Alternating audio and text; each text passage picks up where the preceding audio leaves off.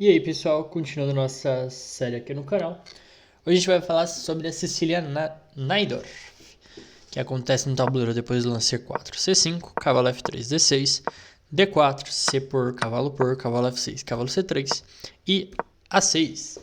Então qual é a ideia da Najdorf? A ideia da Najdorf é controlar a casa de B5 e preparar o lance E5. O lance E5 direto é possível, mas eu só vou mostrar para vocês porque a falta do A6 piora a posição das pretas, né? Bom, com o lance E5, as pretas ganham espaço no centro, mas enfraquecem a casa de D5, né? Dito isso, uma troca que é útil para o branco é trocar os bispos de casas brancas, justamente porque a casa de D5 é uma casa branca, né? Então, se você troca os bispos de casas brancas, você diminui o controle das pretas sobre essa casa. Então, pensando nisso, bispo B5 cheque é um lance muito chato. Porque se joga bispo D7, a gente já consegue isso, né? Então, por exemplo, bispo por D7, dama por D7, cavalo de D E2. E aí, tanto a casa de D5 é uma casa fraca, a casa de F5 pode ficar fraca também em alguns casos. Se o preto joga cavalo de BD7, aí vem cavalo F5 atacando o peão de D6. E não é tão simples defender esse peão. As pretas vão ter que jogar A6 e o branco pode tanto tomar o cavalo, tanto voltar o bispo para A4 e jogar dessa maneira aqui, e a casa de D5 continua fraca, né? Então, por exemplo, cavalo G5, bispo G5. Então, de novo, tudo em volta da casa de D5, né? As brancas têm o bispo aqui na diagonal, controlando a casa de D5. O bispo de G5 vai eliminar o cavalo de F6, que defende a casa de D5, né? Então, por exemplo, depois de bispo por, peão por, isso aqui está muito fraco nas casas brancas, né? Então, por isso, o lance A6 é útil para o preto, né? E outro ponto também. Na maioria das sicilianas que a gente viu até agora, as pretas jogam com A6 e B5, né? Então, por que não fazer esse lance logo de uma vez, né? Então, essa é a ideia do A6. Bom, o lance principal aqui é bispo G5. As brancas já tentaram todo tipo de lance aqui. Eu não vou mostrar todos por questões práticas, né? Não precisa também, já que esse vídeo é de uma visão geral só. Então, vamos começar com o bispo G5. A ideia é dobrar em F6, desenvolver uma peça e preparar para o branco rocar grande. O lance principal é E6, F4, ameaçando o lance E5, bispo E7, quebrando a cravada, né? Dama F3, casa típica para dama, cavalo de BD7 para terminar o desenvolvimento na ala da dama, roque grande. E aqui, o que os dois lados vão tentar buscar, né? Depois de dama C7, as brancas vão jogar na ala do rei e no centro, né? Para tentar realmente atacar na ala do rei no centro, e as pretas vão tentar fazer a mesma coisa na ala da dama, com lances como B5, torre B8, B4, e sempre, apesar dos dois lados estarem atacando nas alas, sempre ficar prestando atenção no centro, né? Então as brancas precisam ficar atentas ao lance D5 e as pretas precisam ficar atentas ao lance E5 e ao lance F5 também, que pode ser um pouco incômodo porque começa a abrir a posição, né? Então, a linha principal basicamente é isso, mas tem muita teoria, ideia para os dois lados, enfim. Bom, tem uma linha aqui que começa com o lance dama C7, também acaba transpondo, né, para a linha que a gente acabou de ver. E tem a linha do H6, bispo H4, e aí o preto pode jogar cavalo de BD7 também. E aí, em alguns casos, o H6 pode ser útil, porque o preto pode jogar G5 em alguns casos. Por exemplo, roque grande, dama C7, bispo E2, e o preto pode jogar um lance como G5 aqui. Só para ilustrar a ideia, F por G5, e aí a ideia é tomar a casa de E5 para as pretas, né? Então, por exemplo, depois de cavalo E5, dama E3, cavalo de FG4, dama F4, ou dama D2, H por G5. E aí, depois de bispo G3, as brancas têm a casa de E5, as pretas têm a casa de E5, né? Que é uma ideia bem temática nessas posições. No entanto, depois de bispo H4, o preto pode jogar G5 também, que é conhecida como variante Göteborg, e tem uma história curiosa sobre esse lance. Então a linha principal vem F por G5, cavalo de FD7, cravando aqui, e aqui cavalo por E6. E tem um episódio no xadrez internacional que é conhecido como Tragédia Argentina. Então, se eu posso estar contando a história errado, mas vamos lá. Tava tendo uma Olimpíada em algum lugar do mundo e a equipe soviética foi enfrentar a equipe argentina. Algo assim, tá? Se vocês souberem a história direitinho, digitem aí nos comentários porque deu um branco agora. Mas chegou nessa posição aqui de pretas, né, depois do lance de G5. E todos os tabuleiros os soviéticos estavam jogando de brancas e os argentinos jogando de pretas. Né? E aí chegou nessa posição. E aí o branco sacrificou a peça, né? Se eu não me engano é algo assim. O branco sacrificou a peça. E aí um dos argentinos, que era o próprio Miguel Najdorf, ele comentou, né, que eles tinham analisado essa posição. Ou era aqui, ou era antes aqui, cavalo de FD7. E aí quando o cara joga cavalo por E6, um dos soviéticos, eu acho que era Spassky, Keres, eu não vou lembrar o terceiro. Eu acho que é Espaço que Queres e faltou um. O Geller. Um desses três. Acho que eram esses três contra Najdorf, Pano e o outro eu não vou lembrar. Mas enfim. E aí os três tabuleiros seguiram a mesma sequência e os três tabuleiros soviéticos ganharam as partidas, né? Porque um jogador foi fazendo os sacrifícios, né? Sacrificou, tipo, jogou cavalo E6, F6 e aí bispo B5 e os outros jogadores foram imitando, assim, o primeiro tabuleiro. Então é uma história bem curiosa, assim. Eu acho que eu contei extremamente mal, eu sei, mas se vocês pesquisarem aí tragédia argentina xadrez, vocês vão acabar achando detalhadamente, né?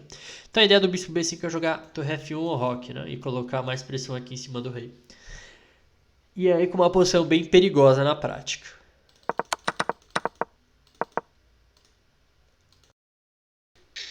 Certo? Em vez de bispo E7, tem o lance dama B6 também, que é conhecida como variante do peão envenenado. Atacou o peão de B2, dama D2, dama B2, torre B1 e dama A3. Então, a ideia, por que peão envenenado? Né?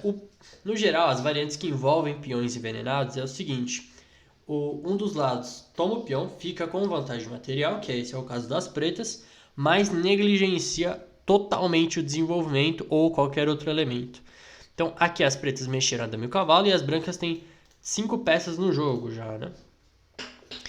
E aí, por exemplo, E5, para tentar abrir ainda mais a posição, peão por, cavalo D5, então, cavalo D5, cavalo D7, cavalo D7, cavalo E4, dama por A2, torre D1, dama D5, dama E3 e dama por E5. Essa posição foi discutida recentemente, né? Principalmente pelo o Vachier Lagrave, né? Um jogador da França, defende muito bem, defende essas posições de pretas, né? E aqui ele está com 3 peões a mais, mas totalmente sem desenvolvimento, né? Então é muito perigoso esse tipo de posição. E as brancas vão tentar explorar isso atacando, né? Aproveitando essa vantagem de desenvolvimento gigante que as brancas têm. Uma opção aqui é o lance A3, não deixando as pretas tomarem B2, né? Porque se tomar em B2 leva a cavalo A4 e a dama está presa. Mas é uma opção interessante, ele pode jogar com cavalo D7, cavalo B3 e aí seguir com dama D2 e roque. Outra opção para o preto é jogar com cavalo de BD7, atrasar um pouco o desenvolvimento do bispo.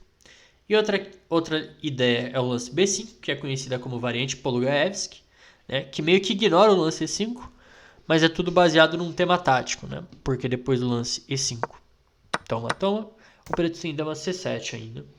E aí se tomar o cavalo, dama E5 cheque. Mas de novo, depois de bispo E2, dama toma G5, o preto está muito mal desenvolvido, né? Então tem que tomar certo cuidado com esse tipo de variante. As variantes são bem concretas, bem táticas, assim. Vocês têm que estar bem preparados para jogar esse tipo de posição. E por fim, a última variante é o lance cavalo C6, que não tem muita popularidade, porque vem E5, e aí se D por E5, cavalo C6, dama D1, torre D1, e as brancas têm certa iniciativa aqui de novo, né? Tá vindo C4, e as brancas têm boa vantagem no desenvolvimento. E se a gente voltar um pouquinho também? Deixa eu ver. Tá. E aqui o preto não é obrigado a jogar com E6 também. Ele pode jogar cavalo de BD7 direto para deixar o peão de E flexível, porque aí ele pode ir tanto para E6 tanto para E5 direto, sem perder o tempo. Então, por exemplo, F4, dama C7, dama F3. Parece a posição que a gente acabou de ver, mas o peão está em E7 ainda. Então, depois de bispo H4, o preto pode jogar E5 aqui direto, contra-atacando no centro. Ou também, uma ideia típica, o lance G5, igual a gente tinha visto, né? Se F G5, H por G5, bispo por G5. E aí pode jogar tanto cavalo E5, tanto dama C5, que o preto tem compensação pelo peão. Outra opção que o branco pode ter aqui é jogar bispo C4. Parece uma sozinha, né? Mirando lá no peão de F7. E aí dama B6 é uma ideia pro preto, para atacar em B2 e tentar descoordenar um pouco as peças das brancas, né? Certo. Dito isso, vamos ver outra variante. Outra variante bem popular é o lance bispo E3, que é o ataque em inglês, né? Ou o lance F3 também, que acaba transpondo um para o outro. Vamos botar aqui. Cada um tem os seus suas diferenças. O lance bispo E3 deixa o preto jogar com o cavalo G4, atacando o bispo, e pode chegar nesse tipo de posição aqui. Bispo G5, H6, bispo H4, G5, bispo G3 e bispo G7. E esse tipo de posição não é tão comum assim, não é semelhante ao ataque inglês normal, porque aqui normalmente as brancas jogam com roque pequeno, né? Então, por exemplo, bispo E2, bispo E2, dama D2, roque grande para jogar H4 ou H4 direto. E as pretas vão tentar jogar com roque pequeno e usar o bispo de G7 para criar contra-jogo na diagonal. Se jogar E6, acaba levando para Scheveningen, né, que a gente viu na aula passada. E esse é o ponto. Muitos jogadores de Scheveningen jogam a Najdorf justamente para evitar o ataque Keres, né, que a gente viu na aula passada, porque está caindo em G4, né, na ordem da Najdorf. Só que na ordem do E6, G4 não está caindo nada, né? Então, esse é o ponto. Bispo E3, deixa eu voltar aqui, E5. Só que aí, se jogar E6 agora, o branco tem a opção de jogar G4 aqui também, que é o ataque Keres atrasado. Mas é um pouco menos perigoso, né? E aí, E5, que é um lance típico da Najdorf. Enfraquecendo a casa de D5, mais ganhando espaço no centro. Cavalo B3 é o lance principal. Bispo E6, aumentando o controle sobre a casa de D5. E aí, F3. E aí o branco normalmente vai jogar com dama D2, roque grande, tentar uma avalanche aqui na ala do rei.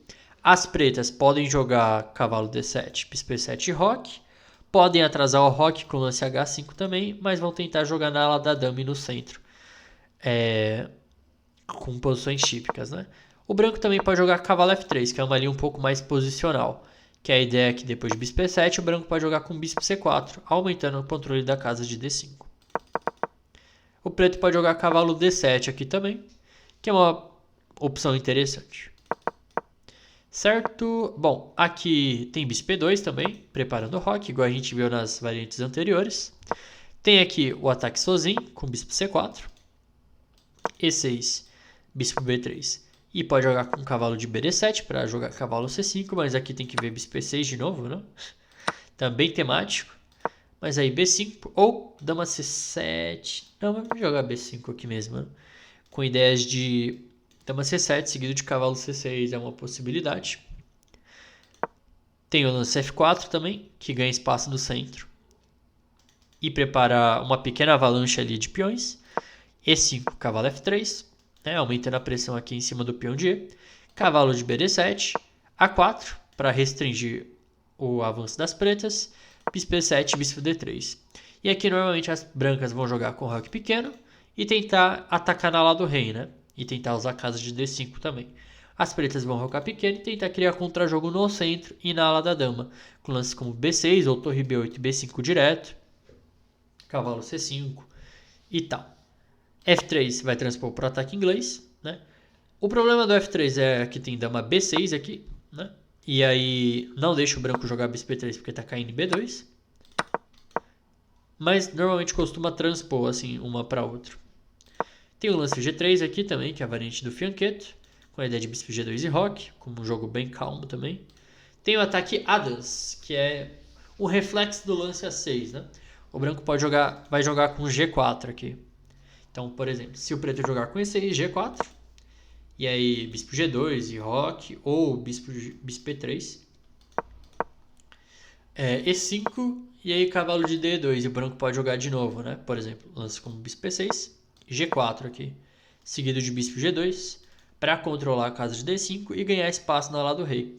E o cavalo de G2 vai para G3 com ideias típicas, né? E tentar um ataque ali na ala do rei. Bom, dito isso, terminamos essa pequena parte teórica. Vamos para a partida. E a partida que eu separei é uma partida do Karyakin com o Viswanathan Anand na Holanda em 2006. Então, foi uma Niner. Um ataque inglês, típico. E aqui o Anand escolheu o plano com roque. Outra opção que o preto tem aqui é jogar com H5 para evitar G4. Então dama D2, roque grande, cavalo de BD7, G4, começando o ataque, B5. Os lados precisam ser rápidos aqui, então G5, B4, sem medo. Uma variante bem popular que eu lembro é G por F6, B por C3, dama por C3, cavalo por F6 e cavalo A5. Torre C8, cavalo C6 para pegar o par de bispos.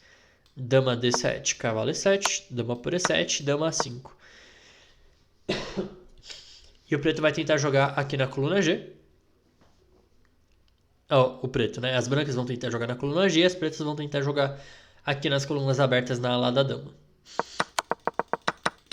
Mas aí o Karyakin jogou com cavalo E2, veio o cavalo E8, F4 para tentar expandir ali na ala da dama, na ala do rei, A5, acelerando o ataque aqui na ala da dama, F5, A4, e aqui jogou cavalo de BD4, Karyakin, aproveitando que o bispo vai acabar ficando preso ali, ele sacrifica o cavalo. Se F por E6, acho que A por B3, E por F7, torre por F7, e agora, nossa, esse lance aqui é muito difícil, eu acho. Pra quem não conhece, né, jogar rei B1 aqui, deixar o cara tomar em A2 e se esconder seu rei. Se A por B3 leva mate. E C por B3 cai em A2 aqui, né? E a posição fica meio perigosa. Mas aí seguiu o cavalo de BD4. E toma D4. Cavalo por D4. O bispo tá meio sem casas aqui. Se jogar bispo A2, leva cavalo C6. E aí a dama vai ter que sair, caiu o bispo de E7. Então o Anand jogou B3 aqui para tentar estourar o rei das brancas o mais rápido possível. Seguiu o rei B1. B toma C2. Acho que se jogar B por A2 leva rei A1. E aí o próprio peão das pretas bloqueia o ataque, né? Porque se jogar A3, B3 aqui. E aí não dá para abrir nenhuma coluna em cima desse rei. Então seguiu B por C2, cavalo por C2. E aqui, aproveitando que o bispo já estava preso, né? Ele jogou bispo B3 aqui. Seguiu A por B3 e agora cavalo A3 para fechar a coluna. Veio o cavalo E5, tentando, centralizando a peça e levando mais peças para o ataque. H4, torre A5, dama C3, dama A8, atacando tanto E4, tanto ameaçando algumas ideias de torre por A3. Seguiu o bispo G2 para defender o peão de E4, cavalo C7, convidando as pretas a tomarem C7, né? E se não tomar em C7, está vindo o cavalo B5, então é meio forçado a tomar em C7. Veio torre C8, sacrificando outra peça, dama por E7, e aqui o rei das brancas está correndo perigo, né? Mas, se o ataque das pretas não funcionar, as brancas têm duas peças a mais, né? Mas aí veio o cavalo C4, atacando o cavalo. G6, contra-atacando, né? Então, essas posições de siciliana é muito isso. Contra-ataque, ataque, defesa, iniciativa. H por G6, F por G6, cavalo A3, cheque. B toma 3 e torre toma 3. Né? E aqui, se o branco não tiver nada, ele vai levar mate, né? Então seguiu G por F7 e agora rei H7. E parece que o ataque das pretas realmente chegou primeiro, né? Porque tá vindo torre A1 aqui. Torre A1 seguido de dama 2. E aí abraços, né? E aqui o branco está completamente perdido mesmo. O Karyakin tentou desviar os ataques das brancas com cavalo, promoção a cavalo. Mas aí tomou em F8. E aqui tomou em F8, que é meio que assinar que, bom, eu aceito minha derrota, né? Quer ver? Torre A1, rei B2. Nem tomou a dama ali, né? Torre A2, rei C3, dama A5.